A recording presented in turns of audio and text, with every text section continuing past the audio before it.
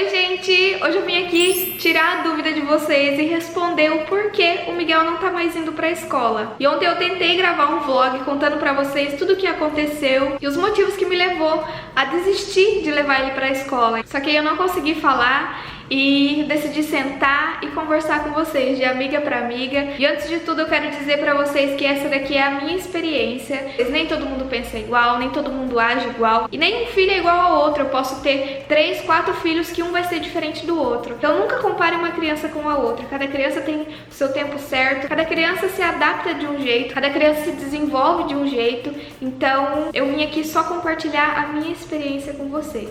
Bom, então quando eu decidi levar o Miguel pra escola, eu tenho um vídeo que eu vou deixar aqui linkado pra vocês, contando o motivo de tudo. O Miguel tem 2 anos e 5 meses e teve vários motivos que me levou a conhecer uma escola e a levar ele pra uma escolinha. E depois desse vídeo eu fui liberando pra vocês vlogs da minha rotina de como estava sendo toda a adaptação do Miguel. E dentro desses 15 dias eu tentei o máximo que eu pude.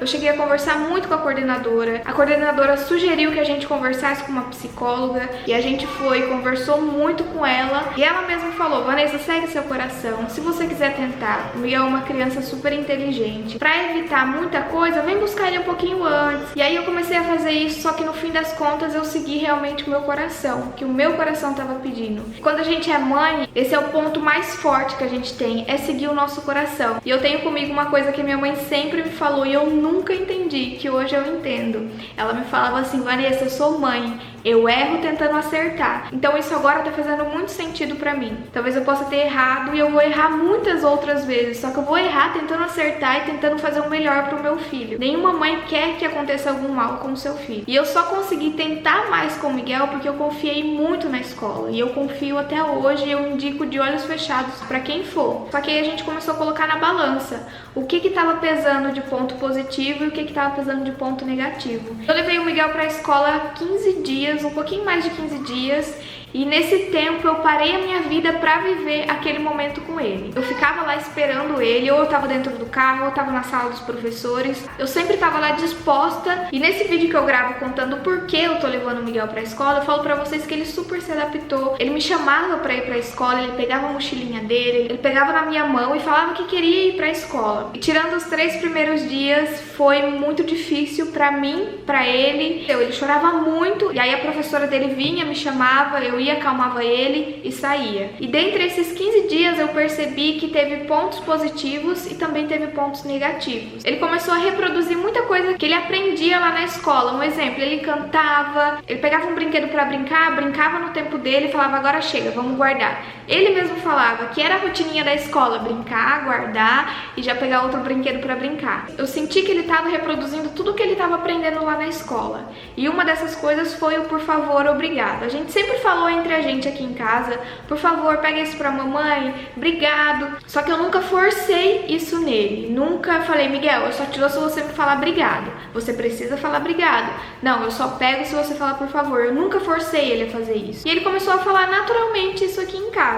E muitas de vocês estavam falando que a fala dele veio da escola. Não, ele começou a falar uma semana antes de a gente colocar ele na escola. O Miguel demorou um pouquinho pra falar, vocês viram, ele sempre falou muito enroladinho, mas ele sempre conseguiu se expressar e dizer o que ele queria. E é claro, junto com a escola, ele vendo todo mundo conversar, ele era o menorzinho da turma, então é claro que ele aprendeu muita coisa lá, muitas palavras ele aprendeu lá. Ele estava vindo com uma bagagem enorme da escola de aprendizagem, só que ele também estava aprendendo algumas coisas que talvez não fosse tão legal, que foi no sentido de assim, eu chegar na casa da minha mãe, tá com ele no braço, ele com algum brinquedo, a minha mãe ir pra dar um beijo nele, falar oi pra ele grudar no brinquedo e falar: é meu, é meu, é meu, meu não pega, é meu. E a gente nunca teve isso de competitividade com ele. Sempre ele: Miguel, empresta pra mamãe? Ele emprestava tranquilo, numa boa. E aí ele começou com isso. Às vezes ele tava brincando, se eu estivesse perto ele já falava: é meu, é meu, é meu. Eu sei que na escola pode ser que acontecesse isso, ele tá brincando com um brinquedo, uma criança vir querer brincar com ele e pegar o brinquedo dele, e essa foi uma forma de defesa dele. E ele não tava conseguindo separar o ambientezinho da escola com o ambiente de casa. Toda mudança tira a gente da nossa zona de conforto e saiu tudo da rotina. O sono dele alterou, eu percebi que ele começou a se mexer muito mais, ele acordava às vezes de madrugada me chamando, porque lá na escola ele chorava e me chamava,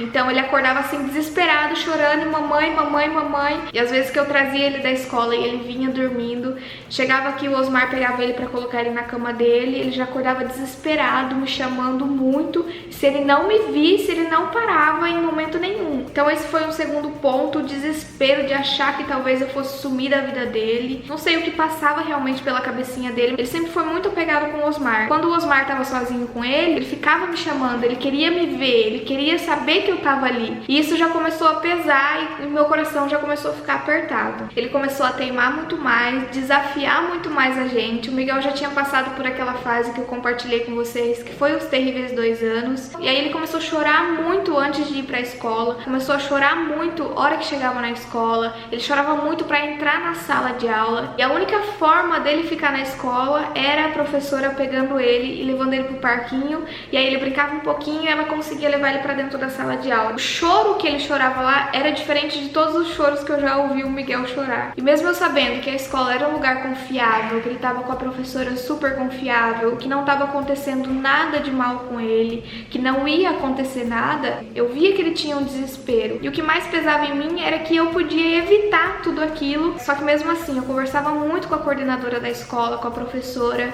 e ela falou: Vanessa, ele vai se acostumar, calma, é só questão de tempo. E aí eu tentei fazer de tudo para que ele se adaptasse. E eu tinha na minha cabeça que isso ia passar, que era só a primeira semana, que tava tudo bem, que ia ser o melhor para ele. E aí tentamos mais uma semana, e em todos os momentos, mesmo eu estando com o coração apertado de mãe, eu levava ele. Então eu sempre conversei com ele muito antes de ir pra escola, eu sempre falei que lá era um lugar muito legal de ir, que lá ele ia aprender muita coisa, que ele ia pintar, que ele ia brincar, que ele ia se divertir com os amiguinhos dele, que eu ia levar e que eu ia buscar, que eu não ia abandonar ele, a mamãe não ia sumir. E da minha casa até a escola era 20, 30 minutos. Então eu ia esse tempo todo conversando com ele. Só que aí eu comecei a ver que ele não estava progredindo, ele estava regredindo. Foi aí que eu sentei e conversei com o Osmar e vi que talvez agora ainda não fosse a hora certa. Eu lembro muito bem de quando a minha mãe levou pra escola e eu não queria ficar lá. E eu lembro que a minha mãe olhou pra mim e falou: você não quer mais ir pra escola? Eu falei: não.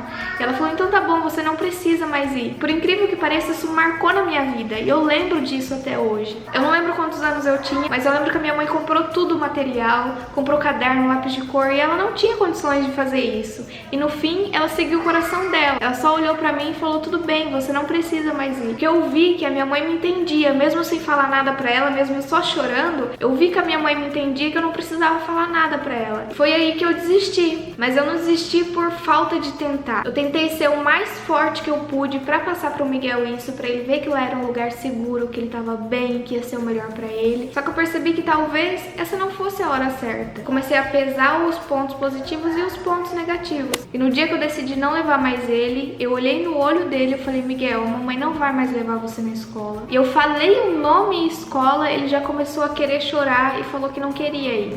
Eu falei: tudo bem, a mamãe não vai mais levar você na escola. Quando você tiver um pouquinho maior, você vai precisar ir pra escola. Só que nesse momento a mamãe decidiu ficar com você em casa mais um pouquinho, tudo bem?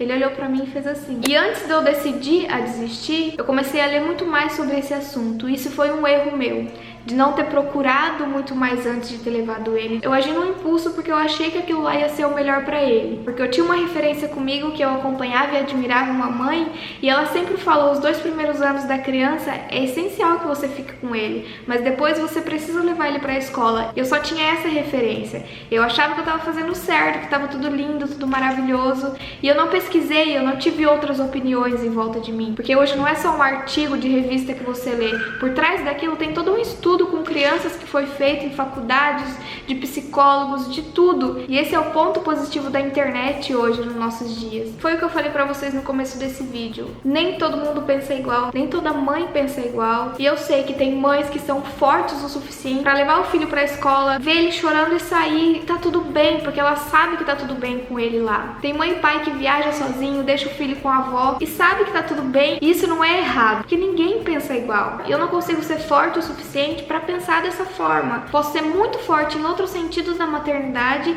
e essas mães são fortes nesse sentido. E a forma de adaptação da escola foi o que me fez insistir esses 15 dias. E se fosse uma forma diferente, que eu tivesse que deixar ele virar as costas e sair, eu já tinha tirado ele há muito tempo de lá, porque eu não ia ser forte o suficiente para deixar ele chorando e sair. E eu conversei muito com várias de vocês lá no meu Instagram e parece que vocês estavam sentindo o que eu estava sentindo naquele momento. E sempre que eu estava lá na escola, eu recebi uma mensagem que parece que eu precisava ler aquilo, que era uma mãe que me entendia e sabia tudo que eu estava passando. E era como se vocês me abraçassem, sabe? A gente tentou e não deu e tá tudo bem. Independente se dessa vez não deu certo, não quer dizer que ano que vem não vai dar certo. Não quer dizer que ano que vem eu não vá levar ele pra escola. E que talvez dê certo, que o Miguel se adapte super bem na escola. Eu não tenho vergonha de falar pra vocês que eu errei, porque eu sou mãe, eu sou humana e talvez amanhã eu vá errar de novo. Só que eu tô errando, tentando fazer o bem pro meu filho. Eu sei que tem muitas mães que também passou por isso, que tentou e que não deu certo, e tá tudo bem. E tem mães que tentou com 1 ano e meio,